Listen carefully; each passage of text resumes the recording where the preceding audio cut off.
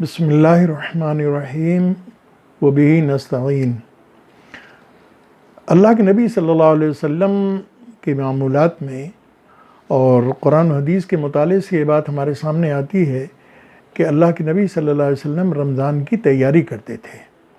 और इस तैयारी का मकसद ये होता था कि जहाँ रमज़ान के फ़ज़ाइल हैं जो बेशुमार हैं, रमज़ान के मसाइल हैं जो इंतहाई अहम हैं, लेकिन रमज़ान के जो मकासद हैं हमें उन मकासद को पेश नज़र रख करके और अपनी ज़िंदगी में उन चीज़ों को पैदा करने की कोशिश करनी चाहिए कि जो जिस मालिक ने रमज़ान का महीना हमें अता फ़रमाया है। इस पहलू से हमें तज़कीरी तौर पर याद रखने की चीज़ है कि कितने लोग ऐसे कि जो गुज़िश्ता रमज़ान में थे, उन्होंने कुरान करीम की तिलावत और तर्जुमा और तफसीर और तहज्जुद और तरावी के से फ़ायदा उठाया था, आज वो गोरे गरीबा में मौनो मिट्टी के नीचे दफन कर दिए गए हैं, आज हमारे दरमियान में नहीं हैं। हम में से किसी शख्स को नहीं मालूम कि रमज़ान का पूरा महीना मिलेगा, रमज़ान के कुछ दिन मिलेंगे, रमज़ान में हमें वो सआदत नसीब होगी जो अल्लाह तबारक तआला की जानिब से कहा गया है कि यह रहमत का महीना है, यह मग़फ़िरत का महीना है, यह आग से आज़ादी का महीना है। इत्क़ु मिनन्नार का लफ्ज़ इस्तेमाल किया गया। इसके मक़ासिद ये हैं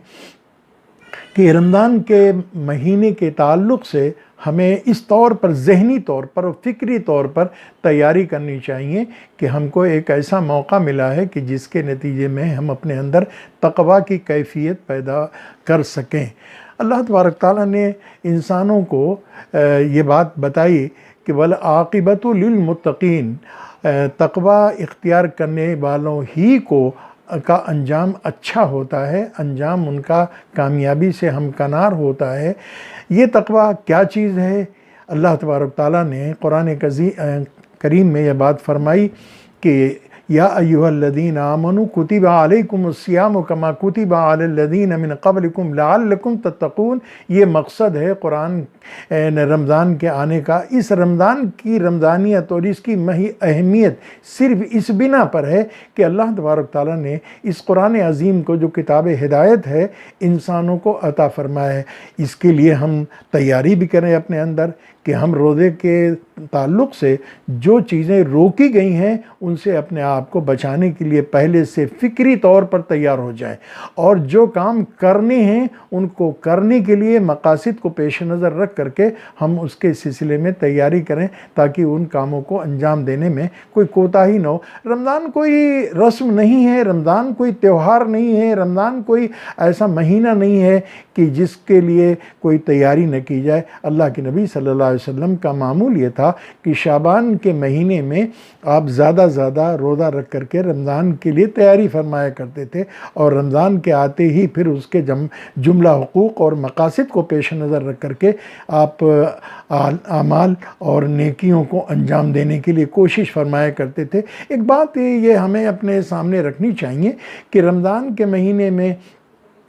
जो उसका पहला अशरा यानी पहले जो 10 दिन हैं उसमें मस्जिदें हमारी या इस तरीक़े से हमारी इबादत के अंदर ज़्यादा यानी कोशिश होती है, लेकिन जो दिन गुज़रते जाते हैं उन दिनों में हमारी इबादत की कैफ़ियत में कमी वाक़ हो जाती है। ज़हन तो ये कहता है कि हर चीज़ में तरक्की होती है, दौलत के हुसूल में तरक्की होती है, इल्म के इजाफ़े में तरक्की होती है या इसी तरीके से और दूसरे कामों में, लेकिन रमज़ान के महीने में जब शुरू में इबादत की तो इसके कबूलियत का मतलब ये कि दूसरे अशरे में ज़्यादा इबादत करने की तौफ़ीक़ मिल जाए और मौका मिल जाए और दूसरे अशरे में जो नेकियां की हैं वो तीसरे अशरे में पहुंच करके, तीसरे दहाई में पहुंच करके और उसके अंदर इजाफ़ा हो जाए। चुनांचे अल्लाह के नबी सल्लल्लाहु अलैहि वसल्लम का उसवे मुबारका यह है कि जिसको मिल्लत मुस्लिमा के लोगों ने बिलुमूम, हमारे हिंदू पाक के लोगों ने उसे अपने नज़रों से ओझल कर दिया है कि रमज़ान का पहला अशरा वो इंतहाई एहतमाम से अंजाम दिया जाता है, लेकिन दूसरा और तीसरा अशरा पहुँचते उसमें कमी वाक़ हो जाती है। अल्लाह के नबी सल्लल्लाहु अलैहि वसल्लम ने आखिरी अशरे में एतकाफ़ का जो इंतज़ाम किया और एहतमाम किया, आप सल्लल्लाहु अलैहि वसल्लम हर रमज़ान में 10 दिन एतकाफ़ फरमाया करते थे। ये इर्तक़ा की एक शक्ल है और मकसद के हुसूल के लिए ये एक मुनासिब ज़रिया है कि जिसको अल्लाह के नबी सल्लल्लाहु अलैहि वसल्लम अपनी ज़िंदगी में इख्तियार फरमाया करते थे। एक रमज़ान में जंगी महाज पर जाने की बिना पर आप एतकाफ़ नहीं फरमा सके, तो उसके नतीजे में अगला रमज़ान जब आया तो उसमें आपने 20 दिन का एतकाफ़ फरमाया था। ये हदीस की किताबों में इसका ज़िक्र मिलता है। एतकाफ़ यानी रमज़ान के इस्तक़बाल के सिलसिले में फ़िक्री तौर पर, अमली तौर पर, ये नहीं कि कपड़े अच्छे बना लिए जाएँ, खाने पीने का इंतज़ाम कर लिया जाए, नहीं, बल्कि फ़िक्री तौर पर अल्लाह तबारक ताला से ये शुक्र का और इसी तरीके से उसके इस एहसान अज़ीम के लिए दुआ की जाए कि अल्लाह तबारक ताला जब माह मुबारक हमें आपने अता फ़रमाया है तो हमारे अंदर ये क़ुव्वत अता फ़रमा ताकि हम इस रमज़ान से ज़्यादा ज़्यादा फ़ायदा उठा सकें और ज़्यादा ज़्यादा नेकियां हम कमा सकें। आम तौर पर यह समझा जाता है कि इस्तक़बाल रमज़ान के ताल्लुक़ से खाने पीने का सामान इकट्ठा कर लिया जाए ताकि रमज़ान में कोई दुश्वारी या कोई परेशान नहीं, बल्कि नेकियों के हुसूल के लिए ज़्यादा से ज़्यादा कमर कस लिया जाए और छोटे बड़े, औरत मर्द सब लोग इस बात के लिए तैयार हो जाएं कि रमज़ान के सिलसिले में हमें ज़्यादा ज़्यादा एहतमाम करना है। ये इस्तक़बाल रमज़ान का ख़ुलासा है। और ये इस्तक़बाल रमज़ान के ताल्लुक़ से जहाँ फ़ज़ाइल की बात है वहीं मसाइल को भी पेश नज़र रखना चाहिए, लेकिन इन तमाम दोनों मकासद को पेश नज़र रख करके जो सबसे अहम मसला है कि रमज़ान का मकसद क्या है। गुज़िश्ता रमज़ान में हमारी जो कैफियत हुई, इस रमज़ान के 30 रोज़ा या 29 रोज़ा रखने के नतीजे में हम दीन से कितने करीब हुए, बुराइयों से कितने दूर हुए, भलाइयों से कितने हम करीब पहुँच गए, अल्लाह की जानिब से जो हिदायत की गई हैं उस पर अमल करने के सिलसिले में हमारे अंदर कितनी ताकत पैदा हो गई।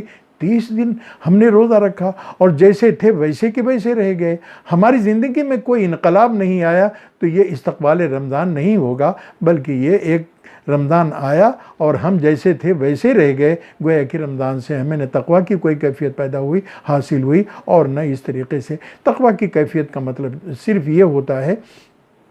कि आदमी के अंदर ये क़ुव्वत पैदा हो जाए कि वो कुरान करीम के जुमला अहकामात पर अमल करने के लिए अपने अंदर ताकत पाए। लाल्लकुम तत्तक़ून, तुम्हारे अंदर ये हुदल लिल मुत्तक़ीन की जो बात कही गई थी, जब एक नमाजी खड़े होकर के या तिलावत करने वाला ये एक मुसलमान कहता है इहदिनस सिरातल मुस्तक़ीम, मालिक हमें सीधा रास्ता चलने की तौफ़ीक़ अता फरमा। और हिदायत कहते हैं अल्लाह से करीब पहुँचने के लिए, और जो अल्लाह से करीब पहुँचता है उसका अंजाम होता है जन्नत, और ज़लालत का मतलब होता है अल्लाह से दूर होने को, और दूर होने का मतलब होता है जहन्नम में पहुँचना। तो अल्लाह तबारक तआला ने फरमाया कि अगर ये सोच है, ये किताब हिदायत है, इस किताब हिदायत से 6 बातें बताई गई कि इन 6 बातों को इख्तियार करो, और 6 बातें जब तुम्हारे अंदर पैदा होगी तो तक़वा की कैफियत तुम्हारे अंदर पैदा होगी, यानी कुरान से तुम फ़ायदा उठाने के लिए तुम्हारे अंदर मौका मिलेगा। जिस मिल्लत के पास कुरान जैसी अजीम दौलत हो वो मारी मारी फिरे, वो यानी इंतहाई ज़िल्लत की ज़िंदगी गुजारने के लिए मजबूर हो जाए, वो महकूम हो जाए, वो मज़लूम हो जाए, ये अजीब सी बात है। इसलिए कुरान का मकसद ये है कि तुम सरबुलंद रहो, तुम खुशहाल रहो, तुम सब पे भारी रहो, तुम्हारी ही इज़्ज़त और तुम्हारी ही वक़ार की कैफियत मैं दुनिया के सामने मुसल्लम हो। जिस मिल्लत के पास कुरान जैसी अजीम दौलत हो वो मिल्लत आज दर बदर की ठोकरें खा रही है। ये कुरान से फ़ायदा नहीं उठाने का एक निहायत ही अजीब सानहा है, और ये अफसोस करने का और सोचने का मौका है। अल्लाह तबारक तआला हमें रमज़ान के हकीकी मकसद को समझने और समझ करके उसका इस्तक़बाल करने की तौफ़ीक़ अता फ़रमाए।